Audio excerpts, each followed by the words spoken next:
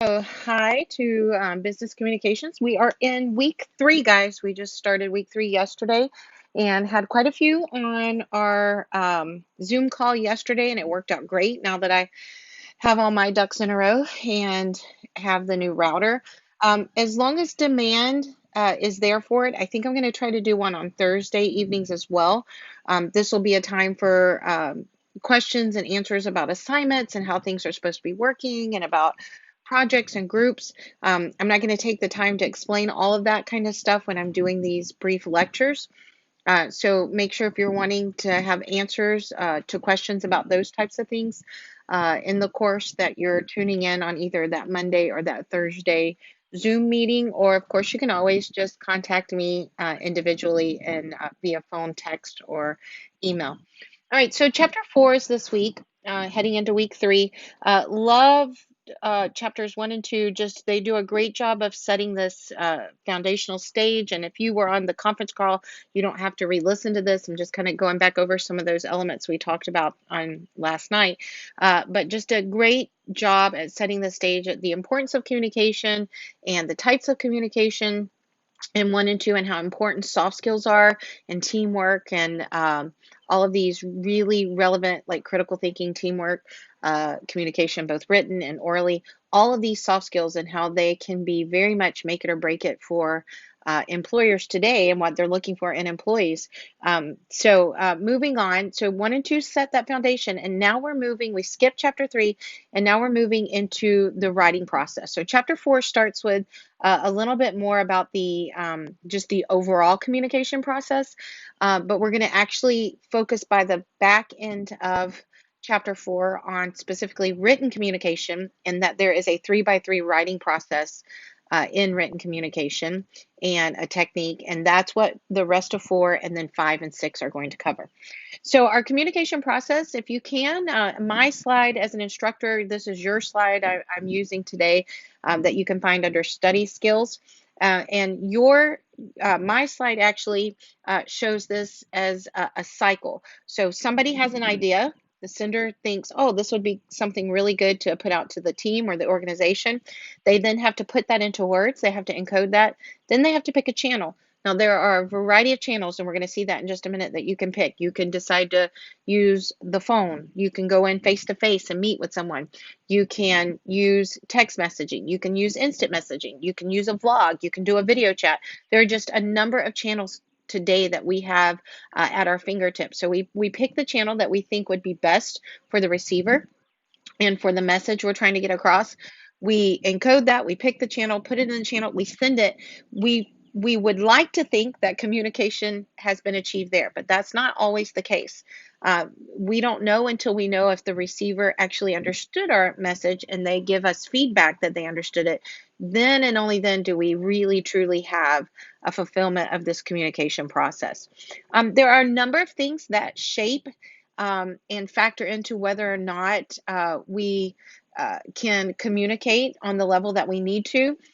The climate that we're trying to communicate in, a lot of times you will have situations, you guys have been there, where there's a really tense situation or maybe a hostile situation and communication is limited. The context, the setting in which it's in.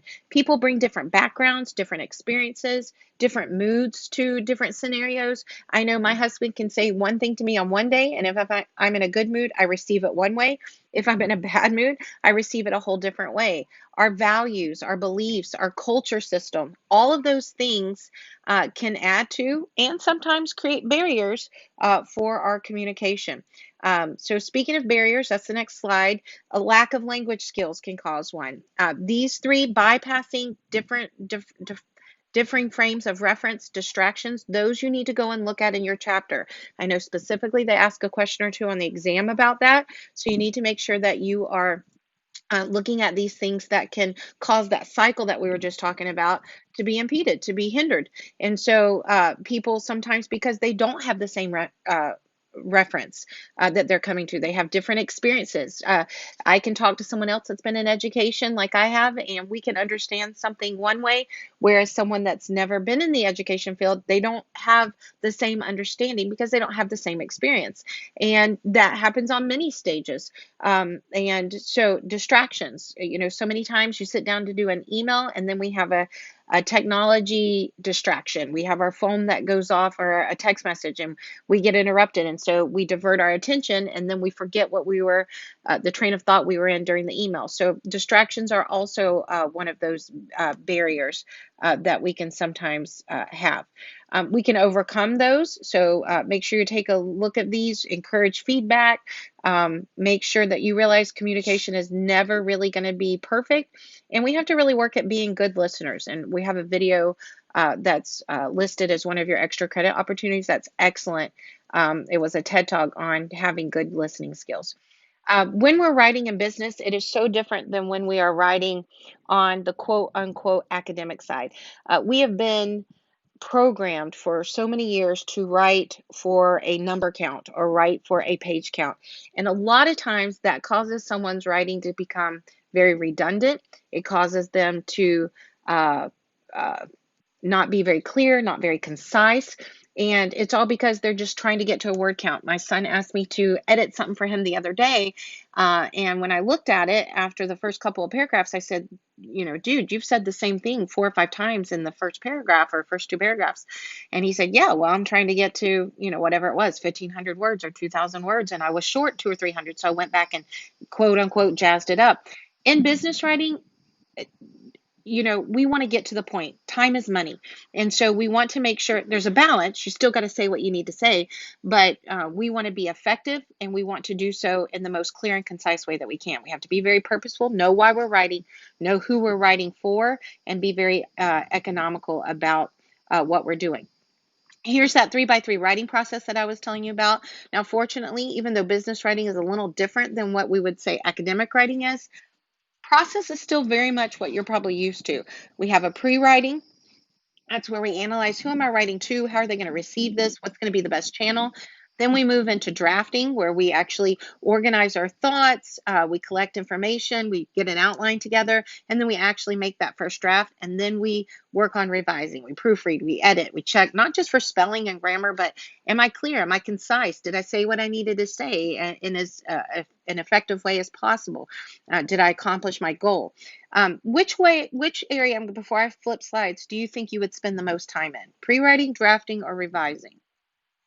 All right, well, the truth is we should spend most of our time in revising. 50% of our time in that. The other is split. Now, this isn't an exact science, but for the most part, we spend the majority of our time writing in that editing and revising stage. And it's this recursive thing. And just because we've moved on to the next step, we may find ourselves going back and drafting some more or again, and then revising some more, and then maybe even going back to the drawing board, so to speak, and pre-writing and analyzing our audience a little bit more. So it kind of works that way. I'm not going to go through every slide. Know that there's a difference between our primary audience and who we're writing for and our secondary audience, other people that are affected by what we say. This is very important. You need to always think when you're communicating in the business world, what is in it for me? And that doesn't mean what's in it for me, the writer. We're thinking from the viewpoint of who's receiving this, the person we are writing to. What's in it for them? And we've got to get to the point and show them what's in it for them, because remember what I said, time is money. We want an effective channel. When choosing a channel, we want one that's very rich. What would you think is the richest channel? If I said, is it a phone call? Is it a text message? Is it an instant message? Is it face to face? Okay, it's face to face. A lot of you probably said that. That is going to be the richest form of communication that you can pick. I would not want to let someone go at a corporation through a text message, right? Something like that would deem a rich form of communication, which would be face to face. And sometimes we have to think about the cost. Sometimes we have to think about, do we need a permanent record? Then I might need to send a letter and have it signed for. Sometimes we know how important that nonverbal is, so we need that face to face.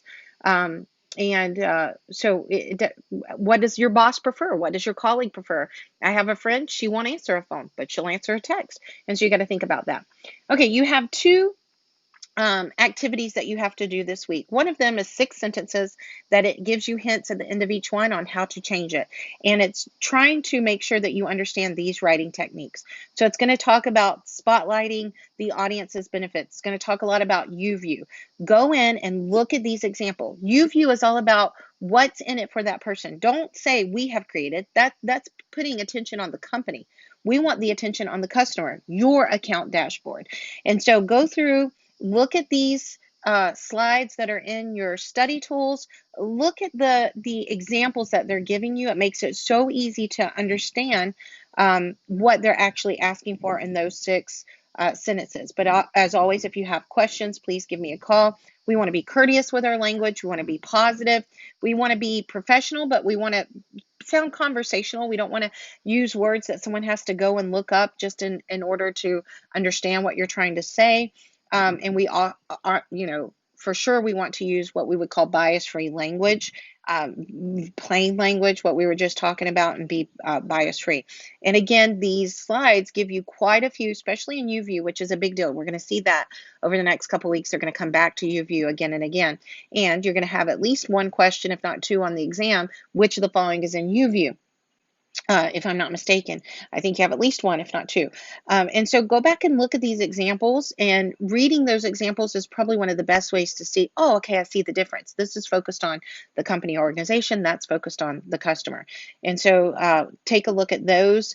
They give you, again, a lot of good examples, what would be considered negative, and what it means when you say those things to people when they're reading them. They do give you a few slides on team writing, exact same phases as you would have in regular writing, pre-writing, drafting, and revising. A little bit of discussion on wikis, and then that's the end of the chapter. Hopefully this has helped some. Make sure you're getting in, looking at those slides. I'm going to also try to provide a link to our Q&A for the Monday night Zoom call. But if you missed it and you want to jump in, you're more than happy to. I'm going to try to offer one again Thursday evening. All right, have a fun and blessed and wonderful week. Reach out if you have any questions.